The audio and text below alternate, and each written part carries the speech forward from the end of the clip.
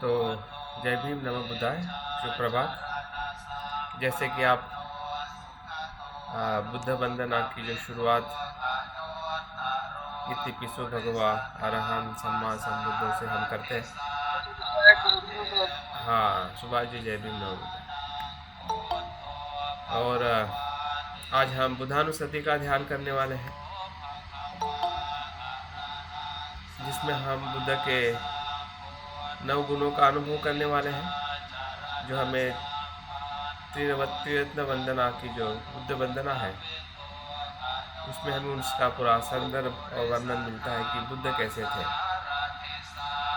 और जो 40 प्रकार की ध्यान साधनाएं, जिसे हम समत ध्यान कहते हैं, या ध्यान के जो विषय है, उसके अंदर 10 प्रकार की जो अनुस्मृतियां हैं, जिसमें पहली जो अनुस्मृति है बुद्धानुस्मृति, दूसरी धम्मा, संघानु और देवतानु, इस प्रकार से 10 प्रकार की अनुस्मृति का जो वर्णन उसमें है, ये वही ध्यान है जिसे हम बुद्धानुस्मृति कहते हैं।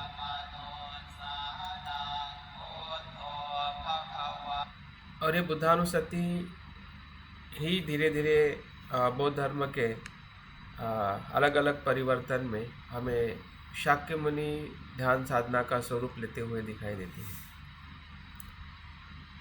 और साथ साथ में जितने भी प्रकार के ध्यान साधनाएं हमें महायान या वज्रयान परंपरा में दिखाई देती है, उसका कहीं न कहीं मूल आधार जो है यही अनुस्मृतियाँ है, जिसे हम बुद्धानुस्मृति, धम्मानुस्मृति, संघानुस्मृति, देवतानुस्मृति। देवतानुस्मृति का ही अर्थ है कि बोधिसत्व जो होते हैं या सत्पुरुष होते हैं, उनकी अनुस्मृति करना, उनका स्मरण करना, उनके गुणों का चिंतन करना, वही देवतानुस्मृति है। और हम देखते हैं कि देवतानुस्मृति का स्वरूप जो है अलग अलग बोधिसत्व के रूप में हमें जो बौद्ध धर्म का जो बाद का विकास है, उस विकास में हमें उसका पूरा स्वरूप जो है दिखाई देता है। तो कभी कभी हमें ऐसा लगता है कि जब हम थोड़ा ऊपरी तौर पे देखते हैं महायान, वज्रयान, बौद्ध धर्म के अन्य परंपराओं को, तो हमें लगता है कि बुद्ध की मूल शिक्षा से कहीं न कहीं ये अलग है या विपरीत है, लेकिन ऐसा नहीं है। ऊपरी तौर पे इसलिए हमें ऐसा लगता है क्योंकि हम पूरे उसके पास में जाके उसका अध्ययन और अनुभव नहीं कर पाते हैं, और इसलिए दूर से दिखने वाली चीज़ हमेशा हमें संभ्रमित और संभ्रम निर्माण करती है। हमारे व्यवहारिक जीवन में भी आप देखिए कि दूर से आप किसी व्यक्ति को देखते हैं तो आपके पूर्व संस्कारों से ऐसा लगता है कि वो आपका मित्र है, लेकिन जैसे जैसे आप उसके समीप जाते हैं, वो आपके समीप आता है, तो वो संज्ञा टूटने लगती है। क्यों लगता है कि नहीं, ये तो उसके जैसा है, वो मेरा मित्र नहीं है। तो सत्यता हमेशा शब्दों के पर होती है, जिसको हमने ढूंढने का और जानने का प्रयास करना चाहिए। तो उसी प्रकार से अभी तक हम जो भी साधनाएं और ध्यान कर रहे हैं, ये बुद्ध के ही अनुभव से या वचनों से आई हुई परंपरा है, मार्ग है, जिसे हम किसी भी शब्दों से जानते हैं, या आज हम बाबा साहब के धम्म क्रांति से भी जानते हैं, तो वो वही है। और बाबा साहब स्वयं तथागत को प्रथम प्रकार के गुरु के स्तर पे उनको स्वीकार करते हैं कि बुद्ध मेरे प्रथम गुरु हैं। तो जो गुरु अपने अनुभव से जो बातें बताता है, तो उसकी वो प्रामाणिकता रहती है कि वो सत्यता जो है, उसके जब अनुयायी उसको ढूंढते हैं, अनुभव करते हैं, तब उस गुरु की प्रामाणिकता सिद्ध होती है। तो हमारी जिम्मेदारी बढ़ गई है कि बाबा साहब और बुद्ध की शिक्षा को हमें प्रमाणित करना है, क्योंकि इसको प्रमाणित करने वाला घटक जो है बाहर नहीं है, वो हमारे चित्त में, हमारे मन में है, और हमारे स्वभाव और परिवर्तन में है। तो वो परिवर्तन, वो स्वभाव को जानना ही बुद्ध को जानना है। बुद्ध भी स्वयं कहते हैं कि जो प्रतीति समुत्पाद को देखता है वही धम्म को देखता है, और जो धम्म को देखता है वही बुद्ध को देखता है। तो जब हम बुद्ध को देखते हैं इसका मतलब हम धम्म को देखते हैं, और धम्म को देखते हैं इसका मतलब हम प्रतीति समुत्पाद को देखते हैं। तो इसकी जो श्रृंखला और इसका जो संबंध है, इसको हमने गहराई से जानकर समझकर और उसका अवलोकन करना चाहिए कि जहाँ पे भी धम्म है वहाँ पे बुद्ध है। भले उस नाम से, उस रूप से हम उसको नहीं देख सकते हैं, लेकिन उसकी जो धर्म काया है, उसका जो सत्यता जो है, वो सत्यता का अनुभव हर क्षण, हर पल, हर समय, वो निरंतर हमारे आसपास, हमारे भीतर ही होता है। तो इस अर्थ से जब हम बुद्ध के अनुभव को देखते हैं, तो ये बुद्ध के जो 9 गुण हैं, या संदर्शन साधना में हम बुद्ध को जो उसके एक रूप और एक ट्रांसेंडेंटल या एक चैतन्य के रूप में हम उसको विजुलाइज करते हैं, उसका संदर्शन करते हैं कल्पनाओं के माध्यम से, और बहुत सारी हमारी जो इंद्रियां है, आँखों से हम मन की आँखों से देखते हैं, उसको सुनते हैं, उनके संपर्क में आके हम अपना शुद्धिकरण करने का जो एक प्रक्रिया है, एक भाव है, उसको भी हम अनुभव करते हैं। तो ये बातें और ये बुद्धानुसति और उस संदर्शन साधना में हम जो कुछ भी करते हैं, उसका उद्देश्य एक ही है, उसका अनुभव भी एक ही है, लेकिन करने की पद्धति थोड़ी बदल जाती है।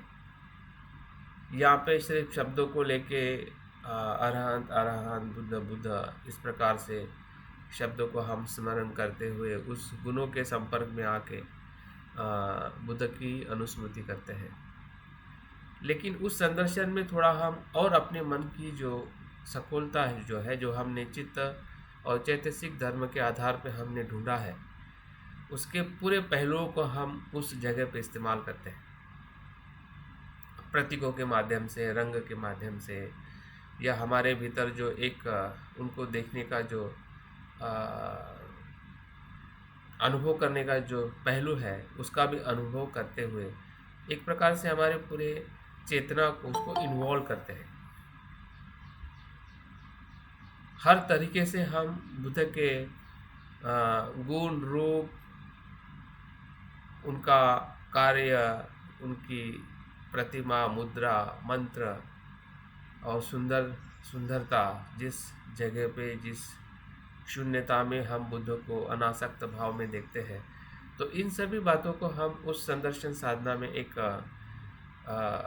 ऐसा मन, हमारे ही मन के भीतर हम क्रिएट करते हैं, क्योंकि क्रिएट करना, सर्जन करना हमारे चित्त का ही स्वभाव है, और जो स्वभाव है उसी के आधार पे हम क्रिएट करते हैं। ऐसा नहीं कि हम कुछ ज़बरदस्ती करते हमारे मन पे। और हाँ हाँ हाँ हाँ उसको मैं बताने वाला हूँ। तो मैं दोनों का थोड़ा फर्क बता रहा हूँ, बाद में फिर हम ध्यान साधना करते समय। हेलो,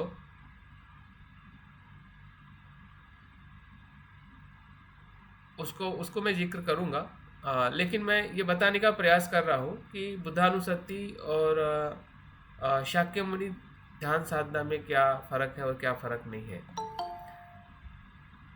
कभी कभी हम अस्पष्ट रहते हैं या पूरी तरह से हमें स्रोत पता नहीं होता है, तो हम कहीं ना कहीं संभ्रमित हो जाते हैं। मैं भी काफ़ी समय इसके बारे में काफ़ी अस्पष्ट रहा, लेकिन बाद में जब मुझे पता चला और मैं उस बात को समझ पाया कि बुद्धानुसति और शाक्य मुनि जो ध्यान साधना है वो किस प्रकार से उसका सर्जन हुआ होगा, या किस प्रकार से उसका हमारे आचरण में हमारे लिए क्या महत्व है, क्या हम बुद्ध की जो अनुभूति कैसे ले सकते कि बुद्ध हो गए थे और वो हमारे क्षमता में है।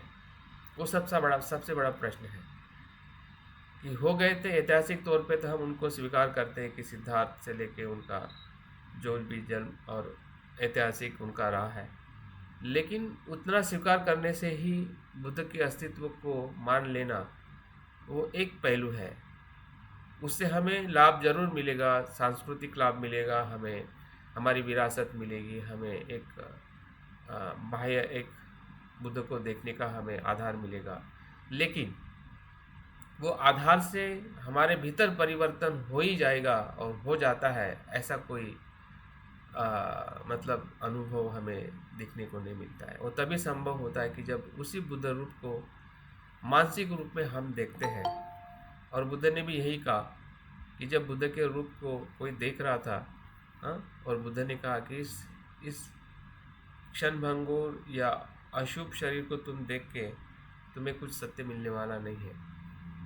तुम्हें मैं तब देख सकता हूँ, या आप मुझे देख सकते हैं कि जब आप धम्म को देखोगे, सत्य को देखोगे। तो सत्य ही बुद्ध की सच्ची काया है। बाकी जो उनका भौतिक रूप है वो हमारे लिए एक प्रकार से प्रेरणा के लिए और एक आधार कि बुद्ध इस पृथ्वी तलाव पर जन्म हुआ था और उनकी शिक्षाएं कितनी हमारे जीवन के लिए महत्वपूर्ण है। तो बुद्ध के ये जो 9 गुण जो है, जो हम हमेशा अपने बुद्ध वंदना में हम संगायन करते हैं, इतिपिसो भगवा अरहं सम्मा संबुद्धो। इतिपिसो मतलब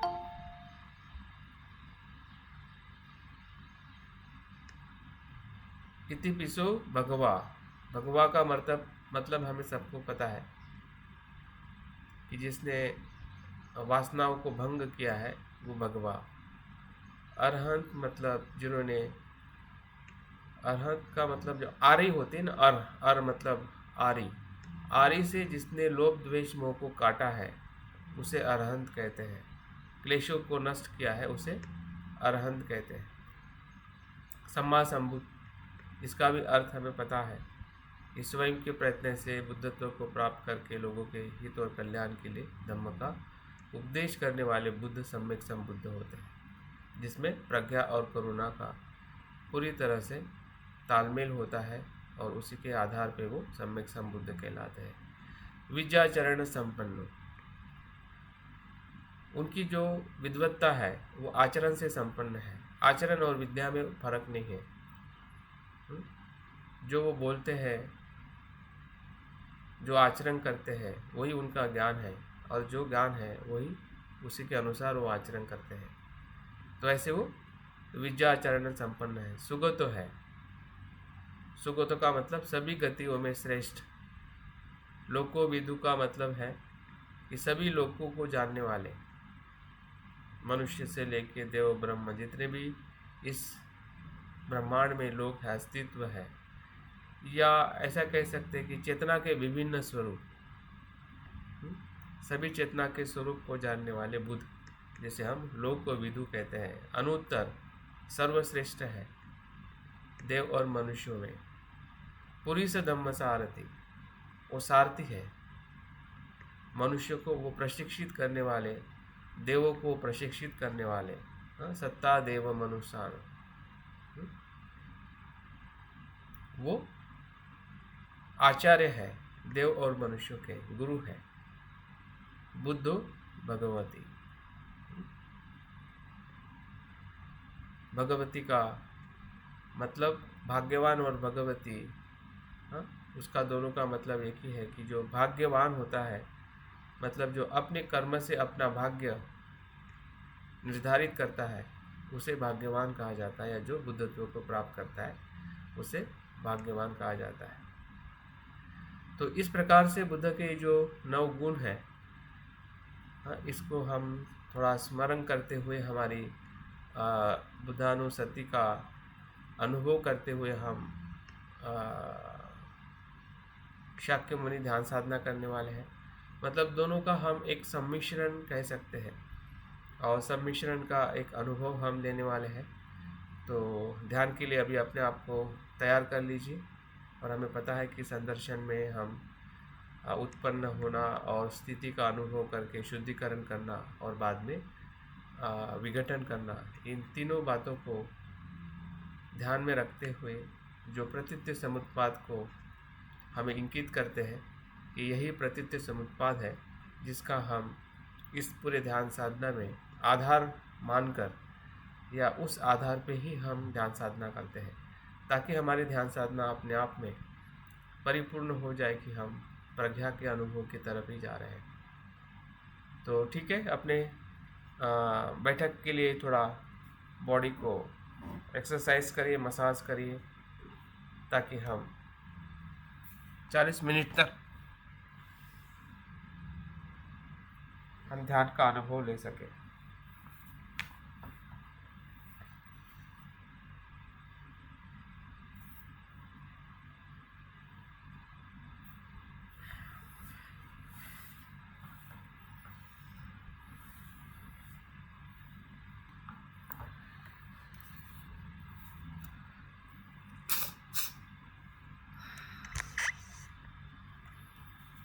देखिए, आपका शरीर तनाव मुक्त है, आपके चेहरे पे आनंद है, प्रीति है, खुश है, क्योंकि आपकी खुशी ही आपके भीतर खुशी निर्माण कर सकती है।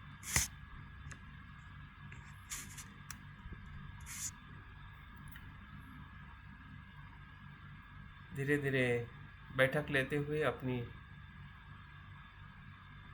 ध्यान की पूर्व तैयारी करिए।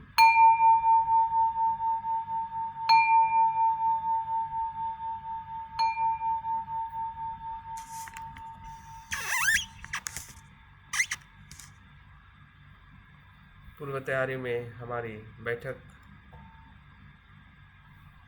सुव्यवस्थित करिए, तनाव मुक्त रखें, सुखद रखें। कहीं भी अगर हमें तनाव, दर्द महसूस हो रहा है तो उस पर कार्य करें, उस वेदनाओं को जितना हो सके सुखद वेदना में परिवर्तित करें।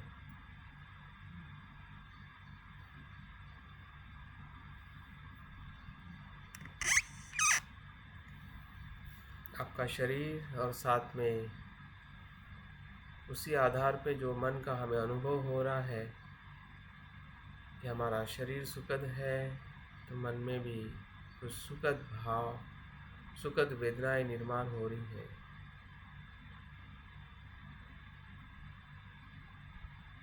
ध्यान करने की इच्छा, ध्यान करने का आनंद,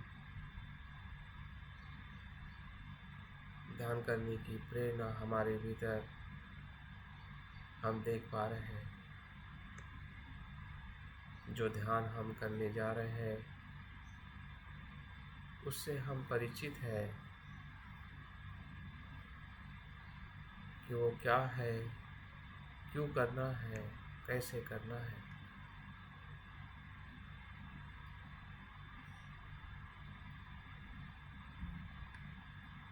हमारे चित्त में जो बुद्ध होने की क्षमता है उसका हमें अनुभव करना है।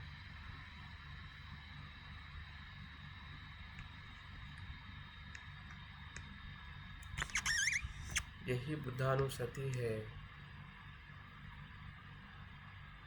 बुद्ध होने की क्षमता का स्मरण करना,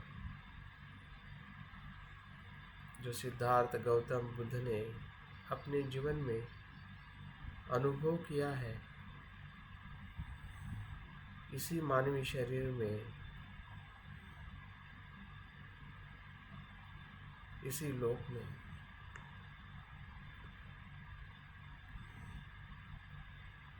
तो मैंने भी ये शरीर धारण किया है मनुष्य योनि का, तो मुझ में भी वो क्षमता देखनी है, अनुभव करना है।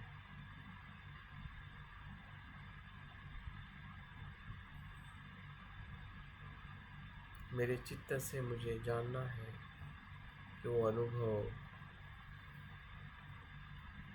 क्या है।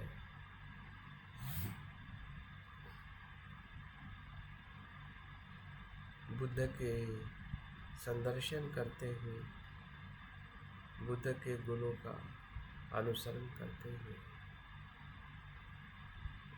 देखिए हमारा धम्मचक्र और उसके साथ हमारा अधिष्ठान, संकल्प और हमारा वीर्य, उत्साह धीरे धीरे बढ़ते जा रहा है, क्योंकि वो हमारा विशेष चैत्य धर्म है। जब कुछ भी हम अच्छा या विशेष कर्म करते हैं, वो चैत्य धर्म वहाँ पे उत्पन्न हो जाता है।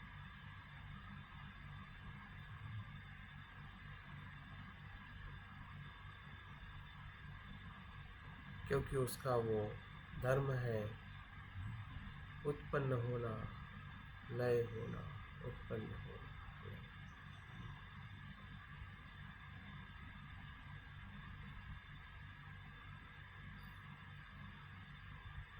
हमारे शरीर की स्मृति,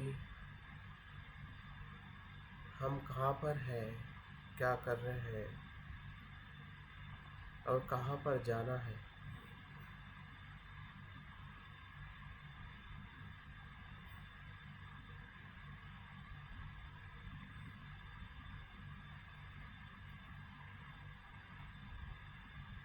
इसकी स्मृति भी हमारे मन में स्पष्ट है कि अभी मैं संसारिक काम लोक में हूँ,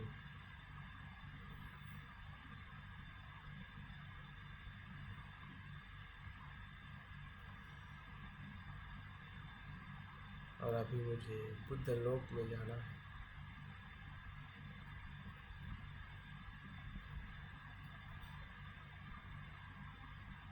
लोकोत्तर चित्त का अनुभव करना है।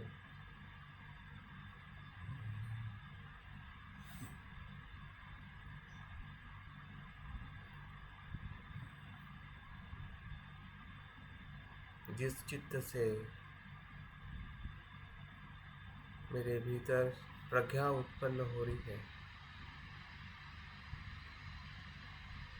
उस प्रज्ञा से पूरे संसार के अस्तित्व को जैसा है वैसा देखने का अनुभव हो रहा है कि सब कुछ अनित्य है, अनात्म है।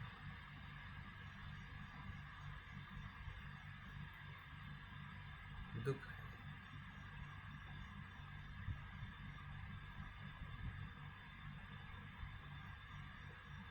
और निर्वाण ही सुख है।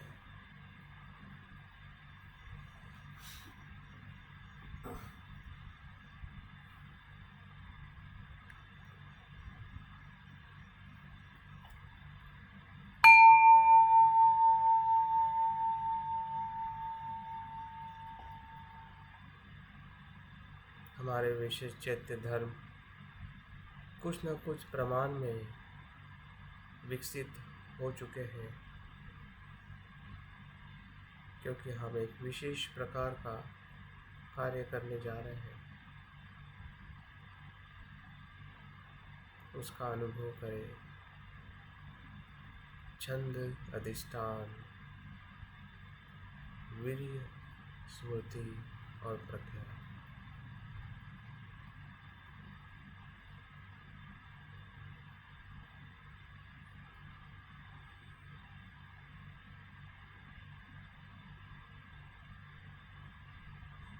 यही विशेष धर्म हमें बुद्ध की स्मृति और बुद्ध का संदर्शन करने के लिए आधारभूत है।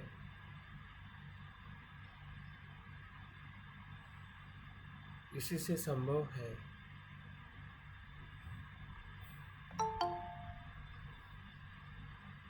यही चैत्य धर्म बुद्धत्व में, बुद्ध के संदर्शन में हमें मदद करने वाले हैं या हम मदद लेने वाले हैं।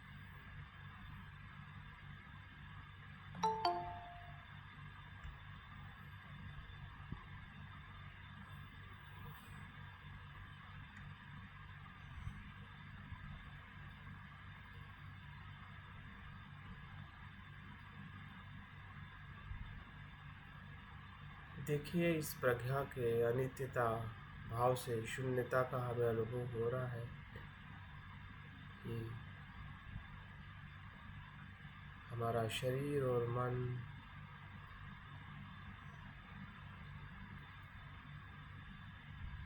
इसके भीतर एक शून्य आकाश हम अनुभव कर रहे हैं।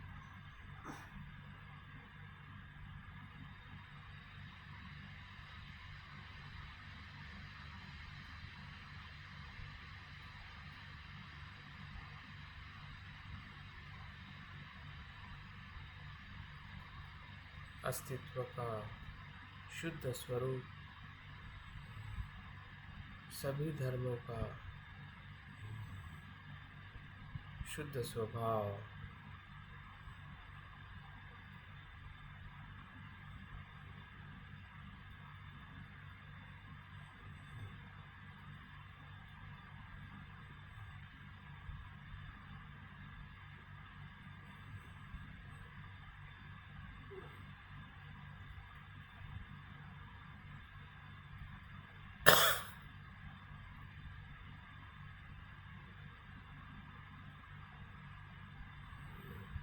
देखिए, इस नीले आकाश के मध्य में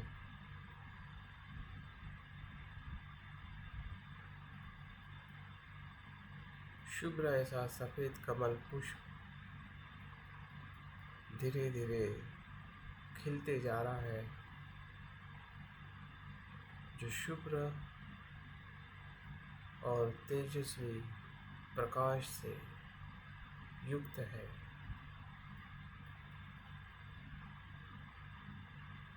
वो सामान्य कमल का पुष्प नहीं है, वो हमारे मन से, प्रज्ञा से निर्माण हुआ पुष्प है।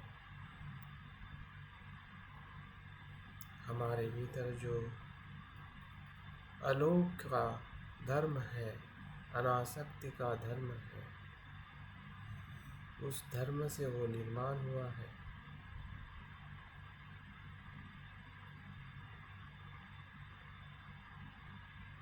अनासक्त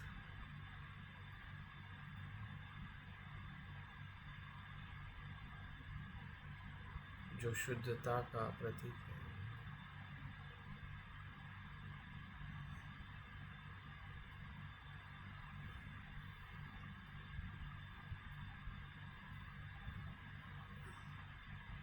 क्योंकि हम ऐसे महापुरुष को संदर्शन कर रहे हैं कि जो इसी चित्त से निर्माण हुआ है।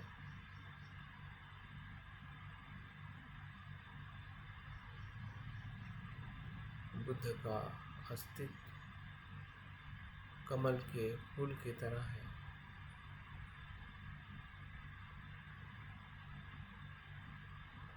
सभी संस्कारित अस्तित्वों से मुक्त,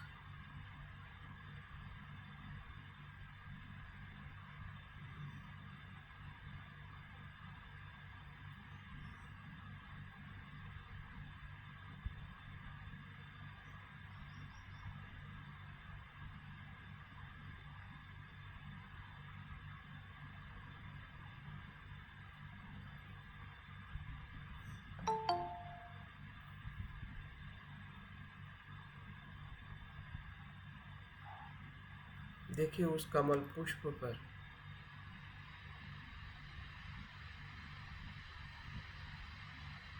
प्रज्ञा बीज या बोधिचित्त से एक प्रतिमा निर्माण हो रही है, एक रूप निर्माण हो रहा है, जो शाक्य मुनि तथागत बुद्ध का है। जैसे कोई बीज से पौधा निकलता है, या जैसे कुछ फूल के कली से पुष्प खिलता है, उसी तरीके से उस तेजस्वी अनासक्त कमल पुष्प के ऊपर शाक्य मुनि बुद्ध खिल रहे हैं, उत्पन्न हो रहे हैं, और पूरा रूप धारण कर रहे हैं।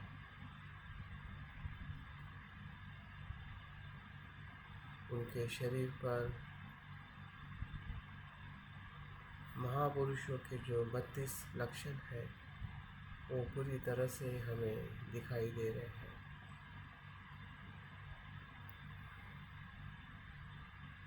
उनका सुदृढ़ रूप, सुंदर रूप, सोने के तेज के समान।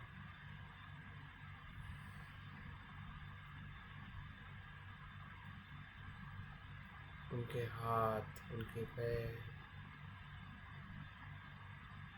उनके पैरों और हाथों पे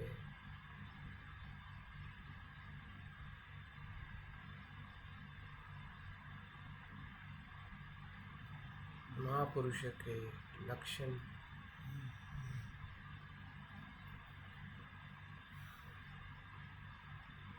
जो उनकी काया को संपूर्णता का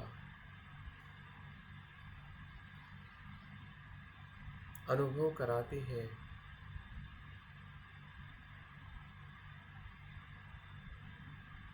उनका सुंदर ऐसा चिवर गेरुए कलर का पहना हुआ है।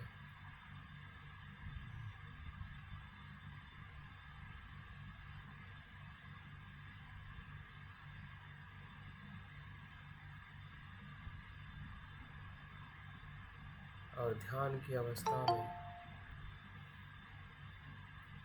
विराजमान शाक्य मुनि बुद्ध, तथागत बुद्ध, सम्यक संबुद्ध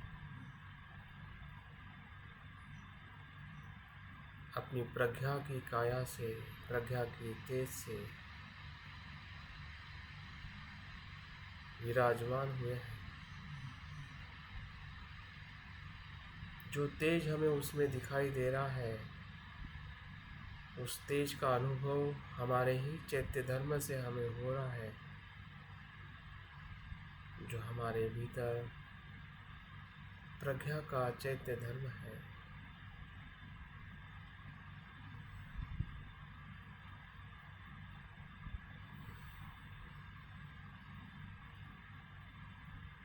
इसी चैत्य धर्म के कारण बुद्ध की रूप को हम देख रहे हैं।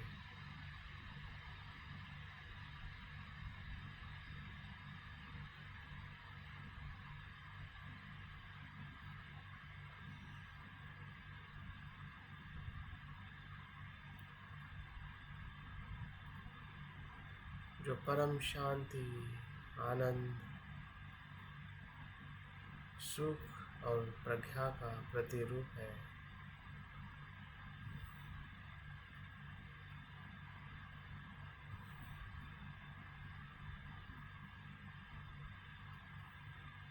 जो अनंत गुणों से संपन्न है, ऐसा कहते हैं कि बुद्ध के गुणों को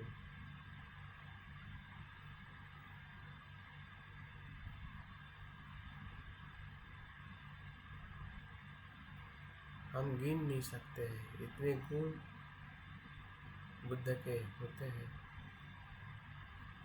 जैसे कि समंदर की रेत के बिखरे हुए कणों को नहीं गिन सकते। उसी प्रकार से अनंत गुणों से संपन्न तथागत बुद्ध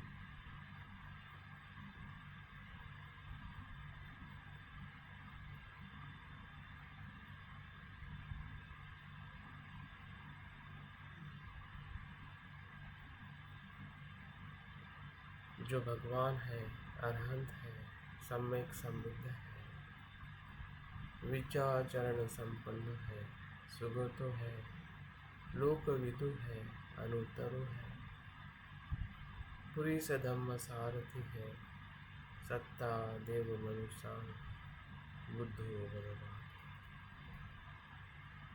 इन अनंत गुणों में इन 9 गुणों को हम उनके पूरे व्यक्तित्व में अनुभव कर रहे हैं, जिनका प्रकाश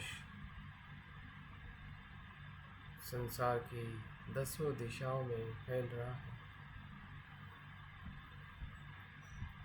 इतिपिसो भगवान सम्मा संबुद्धो विद्या चरण संपन्नो सुगतो लोकविदु अनुत्तरो पुरीश धम्म सारथि सत्ता देव मनुष्य बुद्धो भगवान। जो सभी तृष्णाओं से मुक्त ऐसे भगवान, जो सभी क्लेशों को नष्ट करने वाले ऐसे अरहंत, जिन्होंने संभूति को स्वयं प्राप्त किया है और लोगों के हित और कल्याण के लिए धम्म दिया है, ऐसे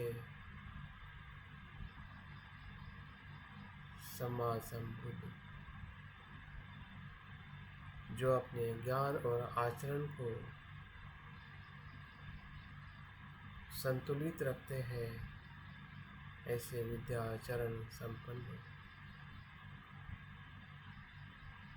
जिन्होंने सर्वश्रेष्ठ गति को प्राप्त किया है, ऐसे सुगत, जो संसार के सभी लोगों की अवस्थाओं को जानते हैं, सभी चेतनाओं के स्तरों को पहचानते हैं, ऐसे लोकविदु, जो सभी पुरुषों में श्रेष्ठ है, देवों में श्रेष्ठ है, ब्रह्माओं में श्रेष्ठ है, संसार के सभी जीवों में श्रेष्ठ है, ऐसे अनुत्तरों,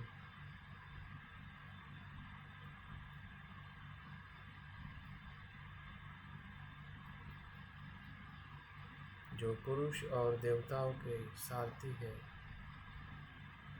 मार्ग दिखाने वाले, अकुशल चित्त को कुशलता में परिवर्तित करने वाले,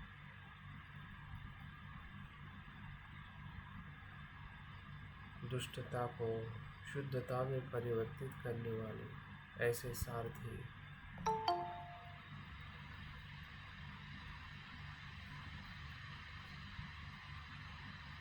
सभी मनुष्य और देवों के आचार्य, गुरु,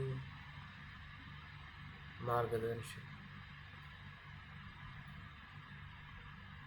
ऐसे सत्ता देव मनुष्य बुद्धो भगवान।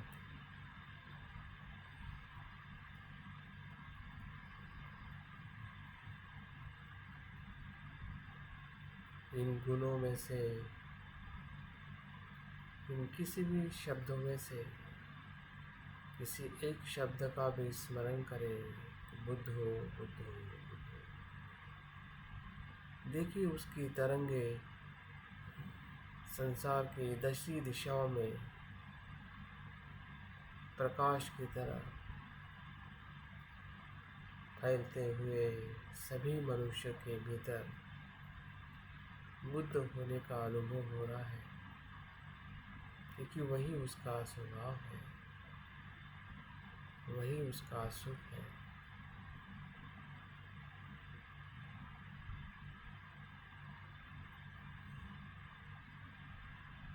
वही बुद्ध का स्वभाव है।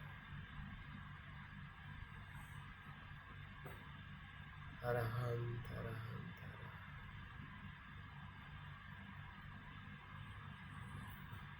भगवान भगवान।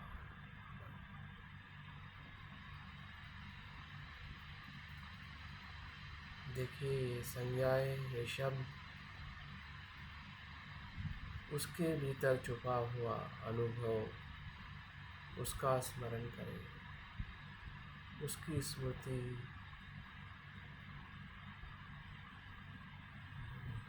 अनुभव करें।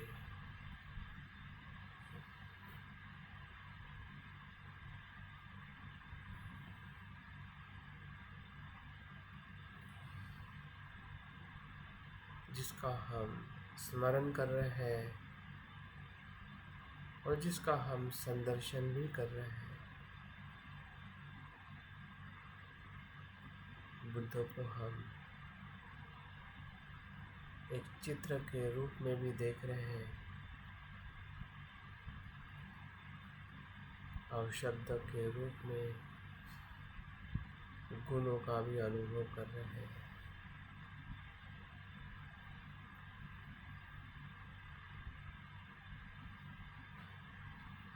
ये हमारे चित्त का ही धर्म है, चित्त का ही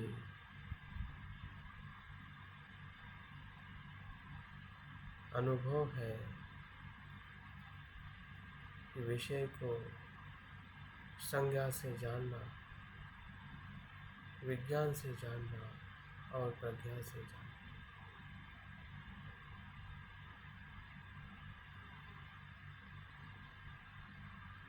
वही चित्त है जो जानता है,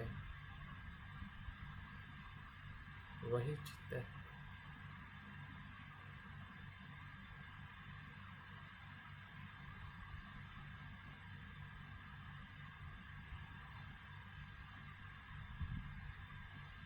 हमारे सभी इंद्रियों से, सभी विज्ञान से हम जान पा रहे हैं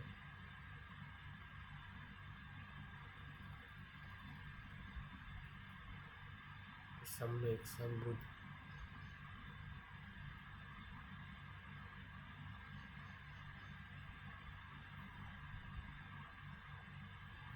प्रज्ञा रूप है, सत्य स्वरूप है, आनंद है, शुद्ध है।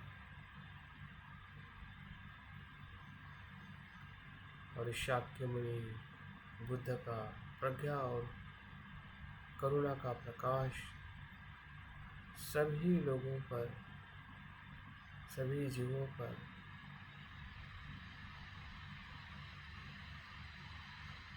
वर्षा के भांति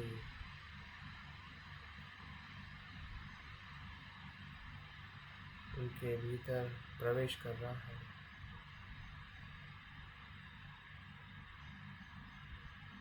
और वे भी अपने गुणों को, बुद्ध होने की क्षमताओं को देखकर आनंदित हो रहे हैं, सुखी हो रहे हैं।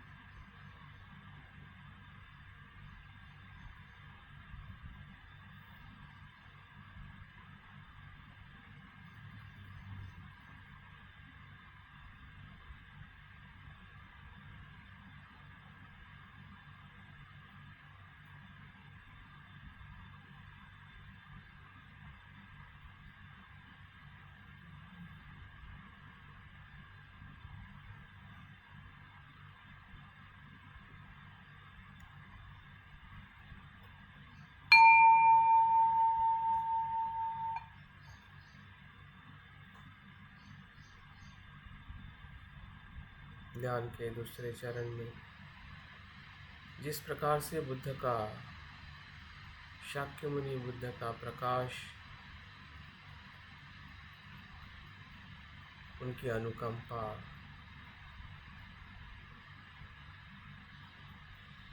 संसार के सभी जीवों को दुखों से मुक्त कर रही है, सुखों का अनुभव हो रहा है, वैसे ही शाक्य मुनि बुद्ध के हृदय केंद्र से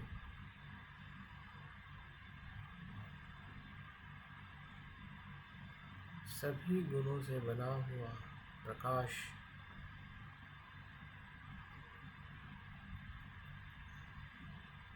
जो प्रज्ञा और करुणा और अनंत गुणों से भरा हुआ है,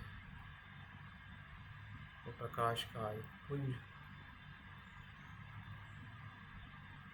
हमारे तरफ बढ़ते आ रहा है।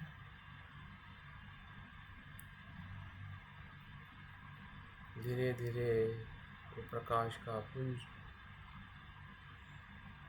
हमारे हृदय केंद्र को स्पर्श करते हुए भीतर प्रवेश कर रहा है और उस प्रकाश के उजाले में हम देख पा रहे हैं कि हमारा शरीर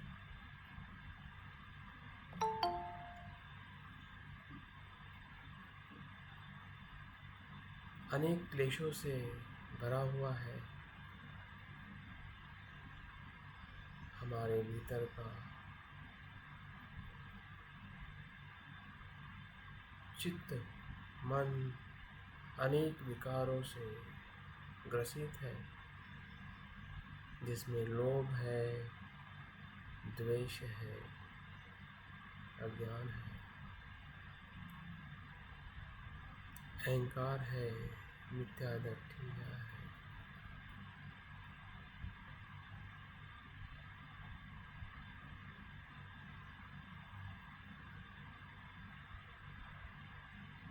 लेकिन हमें देखते हुए विश्वास हो रहा है और स्पष्ट दिखाई दे रहा है, जो पहले हमें दिखाई नहीं दे रहा था।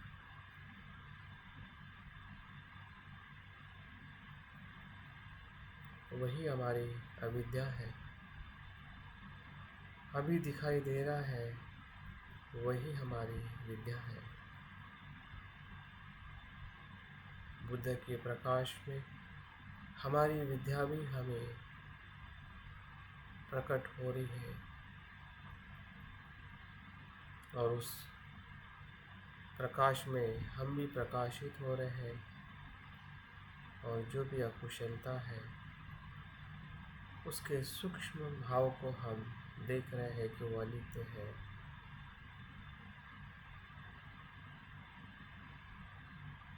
उसका स्वभाव अनात्म है। वो मैं नहीं हूँ, वो मेरा नहीं है।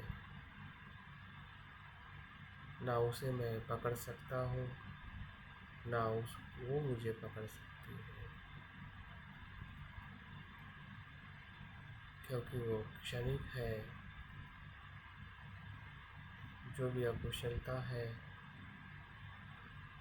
जो भी बुराई है, दुख है, वो अपने मूल स्वभाव में अनित्य है। और जो अनित्य है, वो मेरा कैसे हो सकता? मैं तो प्रज्ञा हूँ, मैं तो शुद्ध हूँ, मैं तो बुद्ध हूँ, मैं अनंत हूँ, मुक्त हूँ।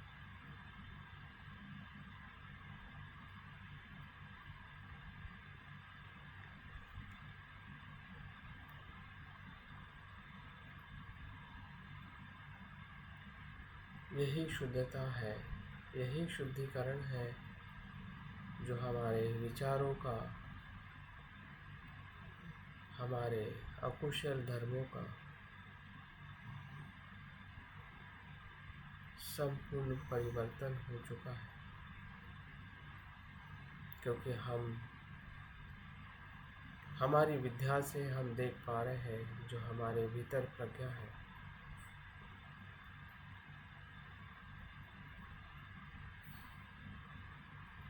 बुद्ध का प्रकाश हमें मदद कर रहा है हमारे भीतर की क्षमताओं को अनुभव करने का।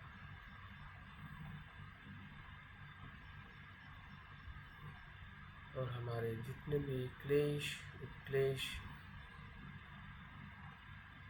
जितनी भी बुराइयां हैं, सभी इस प्रकाश के तेज से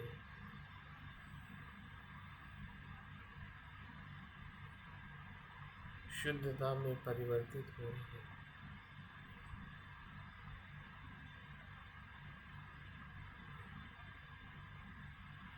क्योंकि लोग को जब हम अनित्य देखते हैं, तो वो लोग शुद्ध हो जाता है। जब हम द्वेष को अनित्य देखते हैं तो द्वेष मैत्री में परिवर्तित हो जाता है।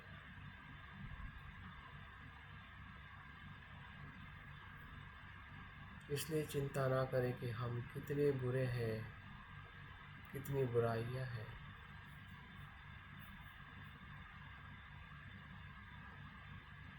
सभी मनुष्यों का जन्म इसी के कारण बार बार हो रहा है।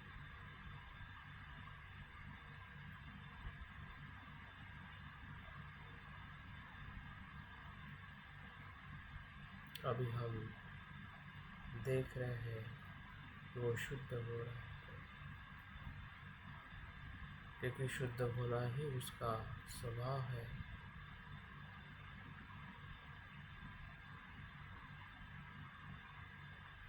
क्योंकि वो अनित्य है, अनात्मा।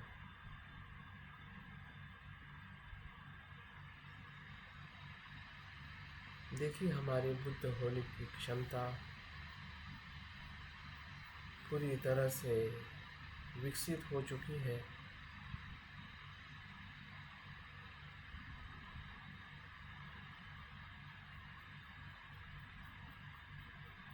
और हम स्वयं बुद्ध होने का अनुभव ले पा रहे हैं कि मेरा शरीर सभी रोगों से मुक्त है, क्योंकि मेरा मन भी शुद्ध है।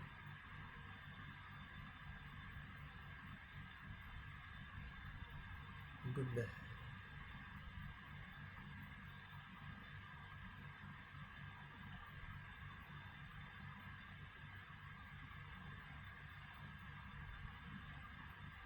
ईशो भगवान सम्मा संबुद्धो विचाचरण संपन्नो सुगतो लोकविदु अनुत्तरो पुरीश धम्म सारथि सत्ता देव मनुष्य बुद्धो भगवान।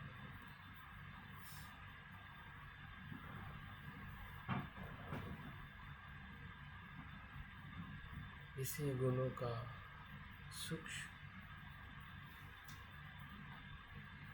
और सार रूप में एक मंत्र का निर्माण हो रहा है, जिस मंत्र का हमें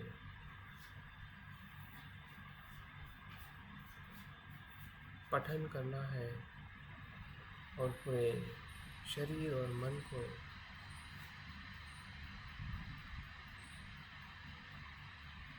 शुद्ध करना है।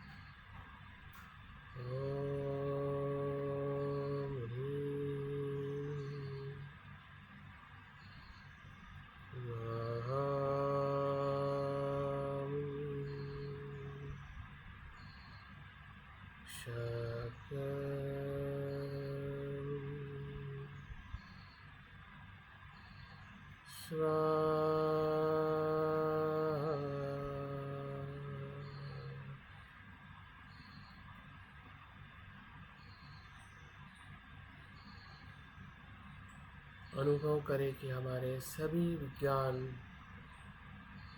आलय विज्ञान से लेकर क्लिष्ट मनोविज्ञान, मनोविज्ञान, चक्षु मनोविज्ञान, स्रोत मनोविज्ञान, घ्राण मनोविज्ञान, जीवा मनोविज्ञान,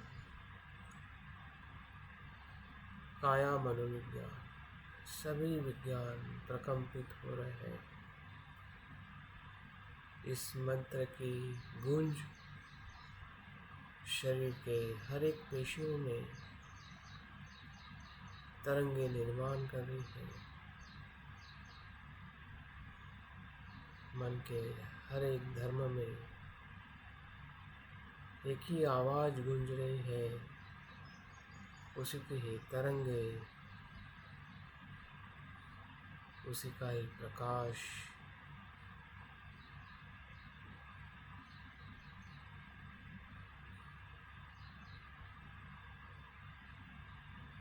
प्रवेश कर रहा है।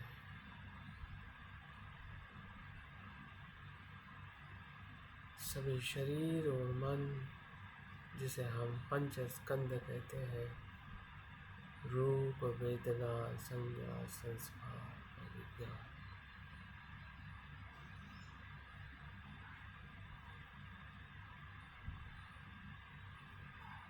सभी प्रकाशित हो चुके हैं और हम जान पा रहे हैं ये सभी अनित्य है, स्वभाव से शुद्ध है।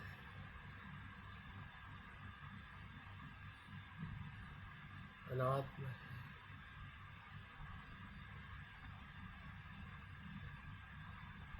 प्रतित्य समुत्पन्न है।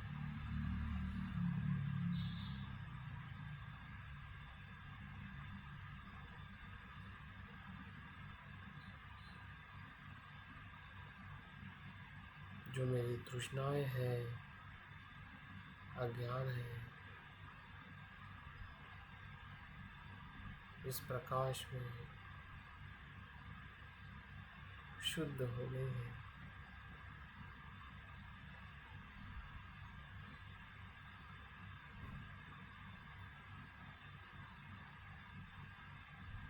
मेरा चित्त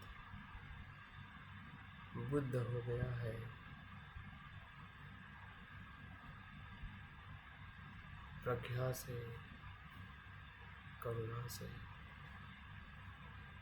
मैत्री से संपूर्ण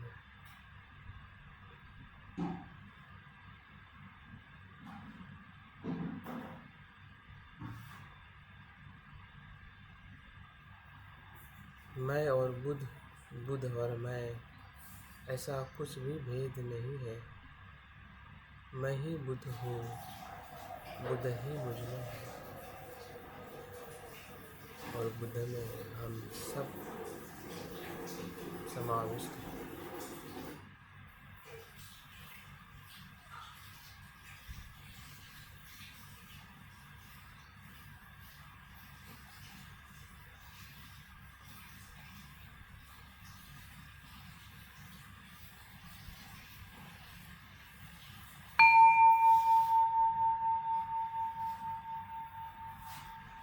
ध्यान के अंतिम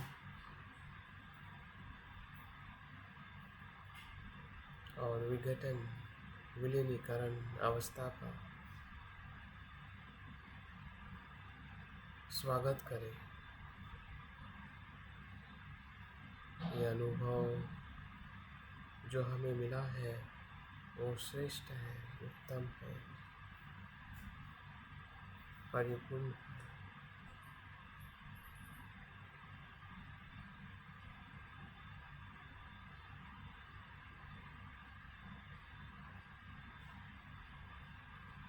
उसी शून्यता में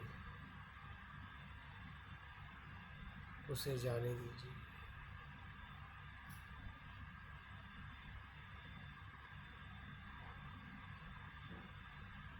बुद्ध का प्रकाश जो हमें प्रकाशित करके शुद्ध किया है,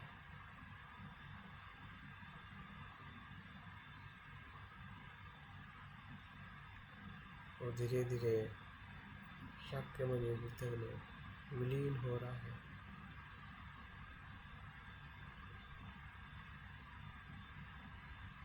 शाक्यमुनि बुद्ध उस कमल पुष्प में विलीन हो रहे हैं।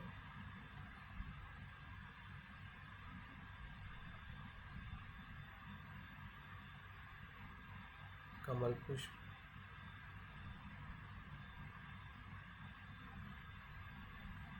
मन के नीले आकाश में विलीन हो रहा है।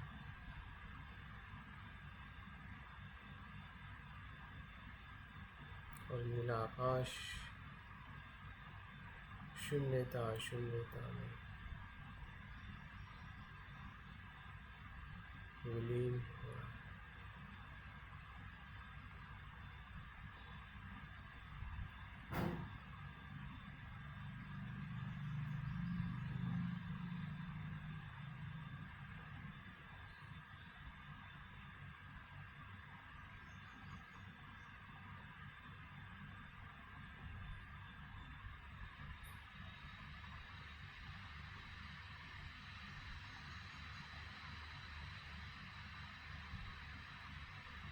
जो हमें अनुभव हुआ है उस अनुभव का अवलोकन करें, ग्रहण करें, स्वीकार करें कि सभी अनुभव उत्पन्न होते हैं, स्थिति में आते हैं और लुप्त हो जाते हैं।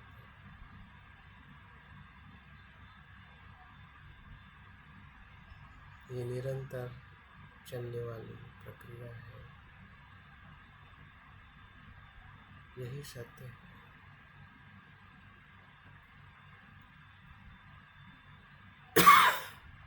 उसी सत्यता के आधार पर हमारे काया वाचा मन के कर्म हो, विद्या संपन्न हो, विद्याचरण संपन्न हो।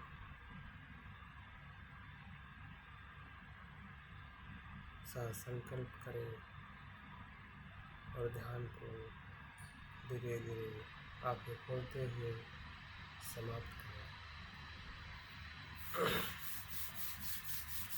दोनों हाथों का स्पर्श पूरे शरीर पर स्पर्श करते हुए सुख का अनुभव करें।